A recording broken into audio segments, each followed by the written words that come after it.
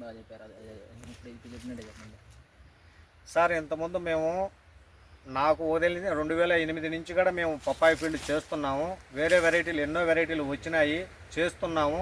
వాటిల్నే సాగు చేస్తూ వచ్చినాము.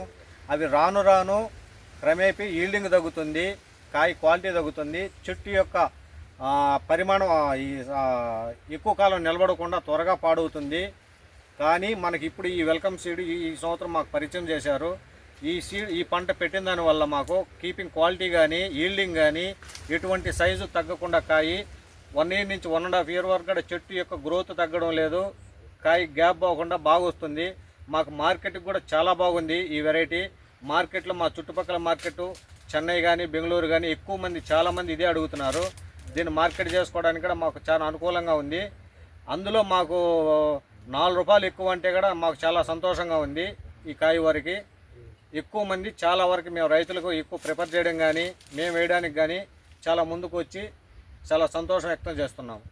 ఈల్డింగ్ ఎలా ఉందన్న అదర్ వెరైటీతో పోల్చుకుంటే? నెంబర్ 1గా ఉంది. ఇప్పుడు దానికి ఒక 10 నుంచి 15 కేలు వచ్చినా కూడా దీనికి డబుల్ వస్తున్నాయి. 20 నుంచి 30 కిలోలు 40 కిలోలు కూడా మాకు తగ్గే వాటం లేదు. బాగుంది. మొత్తానికి వెరైటీ WS46 అనేది రైతులు మేలు చేసే వెరైటీ. బ్రహ్మాండంగా నెంబర్ 1గా ఉంది.